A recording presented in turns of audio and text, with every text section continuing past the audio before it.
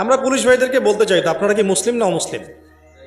আপনারা কি চাকরির ইবাদত করেন না আল্লাহর ইবাদত করেন?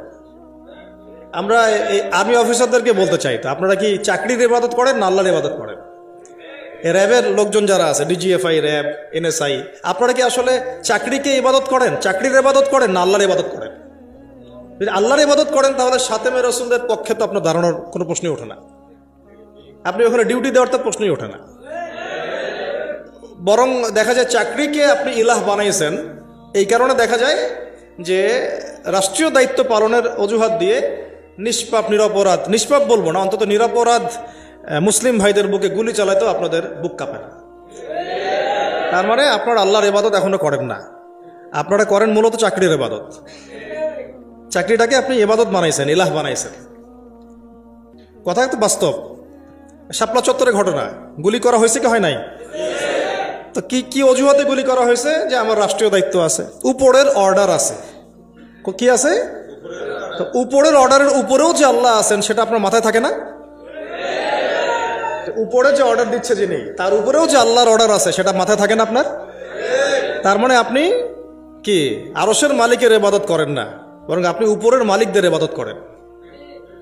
এই আমাদের এই ভাইদেরকে দাওয়াত দিতে হবে। ইনশাল্লাহ দেখবেন দাওয়াত যদি ঠিক মতো আমাদের পুলিশের ভাইরা পায়, র্যাবের ভাইরা পায়, ডিজিএফ এর ভাইরা পায়, এনএসআই ভাইরা পায়, ওখানেও দেখবেন বিভক্তি শুরু হয়ে গেছে ইনশাআল্লাহ।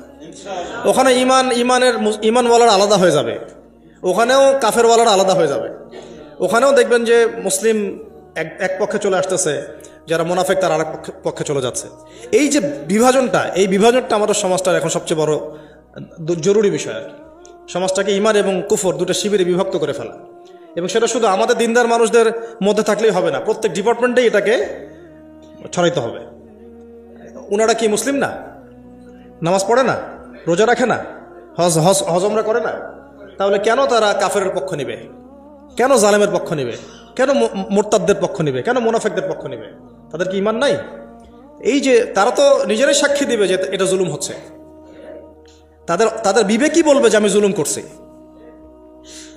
তাদের রাত্রে ঘুম হয় না। আপনি গিয়ে দেখেন যারা যারা এইভাবে মানে এই জুলাইয়ের সময় বহু ছাত্র ভাইদেরকে যারা খুন করছে, হত্যা করছে, ও তাদের নিজে ঘুমই হারাম হয়ে গেছে। ঘুমাইলেও দুঃস্বপ্ন দেখে তারা। হ্যাঁ, এটা মানুষের ফিতরত। কিন্তু আপনাদের সামনে উপায় আছে, খাস তওবা করে ফিরে আসলে আল্লাহ এখনো মাফ করতে পারেন। আপনাদের সামনে একটা খালি মিসাল দিয়ে দিই, খালিদ বিন ওয়ালিদ রাদিয়াল্লাহু আনহু, নাম শুনছেন না? উহুদের যুদ্ধে তিনি কাফেরদের পক্ষে ছিলেন। উহুদের যুদ্ধে কার পক্ষে ছিলেন? কাফেরদের পক্ষে ছিলেন। এবং তার একক প্রচেষ্টায় প্রায় বলা যায় যে ৬০-৭০ জন মুসলমান শহীদ হয়ে গেছে। যুদ্ধের শুরুর দিকে তো আমরা জিতে গেছিলাম, এবং তিনি পিছনের দিকে সুযোগের অপেক্ষা করছিলেন। যখন জাবাল রুমা থেকে সাহাবায়ে কেরাম নেমে আসলেন আল গানিমা বলে, তখন তিনি পিছন দিক থেকে ১০০ ঘোড়সাওয়ার নিয়ে এসে আক্রমণ করলেন। করে যুদ্ধের পুরো গতিপথই পরিবর্তন হয়ে গেল। আমরা সাময়িকভাবে বিপর্যয়ের সম্মুখীন হয়ে গেলাম। এমনকি নবী সাল্লাল্লাহু আলাইহি ওয়াসাল্লামের দাঁতও শহীদ হয়ে গেল। বহু সাহাবায়ে কেরাম অল্প সময়ের মধ্যেই শহীদ হয়ে গেলেন। এমনকি হামজা রাদিয়াল্লাহু আনহুও শহীদ হয়ে গেলেন। তো এটার মধ্যে সবচেয়ে বড় ভূমিকা কার ছিল? খালিদ বিন ওয়ালিদ রাদিয়াল্লাহু আনহু। এরপরে তিনি মুসলিম হয়েছেন। মুসলিম হওয়ার পরে তিনি আরো ১০০টা যুদ্ধ করেছেন ইসলামের পক্ষে, এবং কোন যুদ্ধে তিনি পরাজয় বরণ করেন নাই। ওই খালিদ বিন ওয়ালিদ রাদিয়াল্লাহু আনহুর হাতেই সিরিয়া বিজয় হয়েছে, পারস্য বিজয় হয়েছে, হীরা নগরী বিজয় হয়েছে, মাদিয়ান বিজয় হয়েছে। তারপরে আপনার ওই যে বাহরাইন, ওই যে জর্ডান, এই সব জায়গাগুলো বিজয় হয়েছে কার হাতে? এই খালিদ বিন ওয়ালিদ রাদিয়াল্লাহু আনহু। তা আমরা চাই আমাদের আর্মির ভাইরা, র্যাবের ভাইরা, পুলিশ প্রশাসনের ভাইরা, আপনারা খালিদ বিন ওয়ালিদ হয়ে যান, আব্দুল্লাহ বিন উবাই হয়েন না।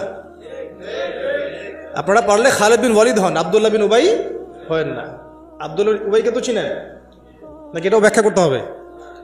ওই উহুদ যুদ্ধের দিন গেছিল সাথে, চলো আমরা যুদ্ধ করতে যাব। যেই শুনছে যে এখানে বাপরে বাপ মুশরিকদের সংখ্যা তো প্রায় ৩০০০, তখন ওই ৩০০ সৈন্য নিয়ে উল্টা দিকে টান দিয়েছে আর কি। সূরা আলে ইমরানে আসছে আয়াতটা, আমরা যদি জানতাম যে যুদ্ধ বলে কিছু আছে, আমি জীবনও মুসলিম হইতাম না। তো আপনারা ইনসাফ কায়েম করেন।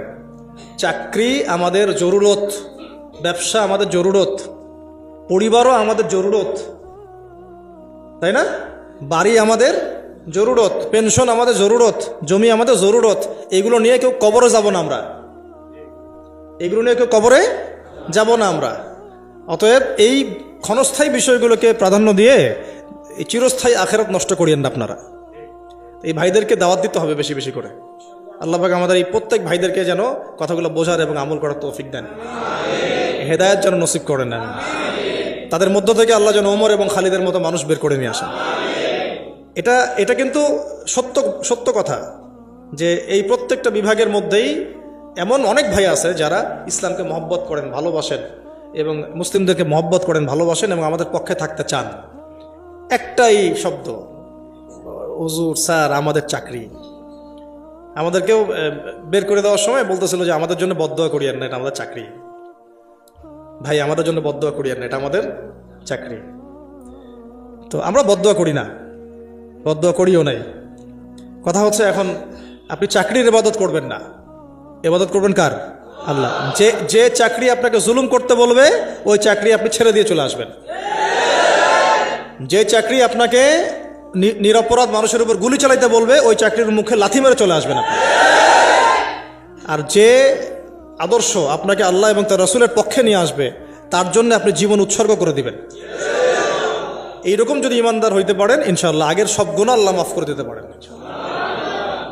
এমন হাদিস আছে, দুই ব্যক্তিকে দেখে আল্লাহ পাক হাসবেন কিয়ামতের মাঠে। আল্লাহ পাক কেমন করে হাসবেন ওইটা আবার ব্যাখ্যা করার দরকার নেই। এই হাসি মানে আমাদের হাসি কখনোই না, এটা আল্লাহর শানের মতো। আল্লাহ ভালো জানেন, আল্লাহু আ'লাম বিসওয়াব। আমরা জানি না, যতটুকু এসেছে এতটুকু বললাম। কোন দুই ব্যক্তি?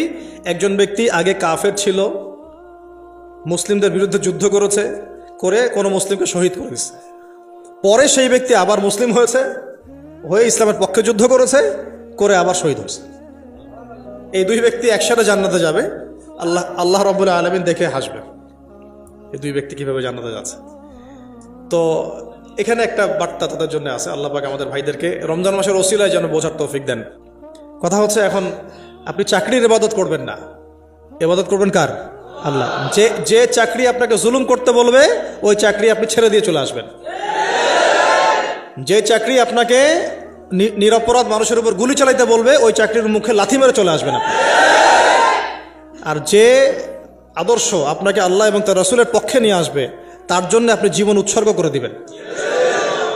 এইরকম যদি ইমানদার হইতে পারেন ইনশাআল্লাহ আগের সব গুনাহ আল্লাহ মাফ করে দিতে পারেন। এমন হাদিস আছে, দুই ব্যক্তিকে দেখে আল্লাহ পাক হাসবেন কিয়ামতের মাঠে। আল্লাহ পাক কেমন করে হাসবেন ওইটা আবার ব্যাখ্যা করার দরকার নেই। এই হাসি মানে আমাদের হাসি কখনোই না, এটা আল্লাহর শানের মতো। আল্লাহ ভালো জানেন, আল্লাহু আ'লাম বিসওয়াব। আমরা জানি না, যতটুকু এসেছে এতটুকু বললাম। কোন দুই ব্যক্তি? একজন ব্যক্তি আগে কাফের ছিল, মুসলিমদের বিরুদ্ধে যুদ্ধ করেছে, করে কোনো মুসলিমকে শহীদ করে দিচ্ছে। পরে সেই ব্যক্তি আবার মুসলিম হয়েছে, হয়ে ইসলামের পক্ষে যুদ্ধ করেছে, করে আবার শহীদ হয়েছে। এই দুই ব্যক্তি একসাথে জান্নাতে যাবে। আল্লাহ রাব্বুল আলামিন দেখে হাসবে, এই দুই ব্যক্তি কিভাবে জান্নাতে যাচ্ছে। তো এখানে একটা বার্তা তাদের জন্য আছে। আল্লাহ পাক আমাদের ভাইদেরকে রমজান মাসের ওসিলায় যেন বোঝার তৌফিক দেন।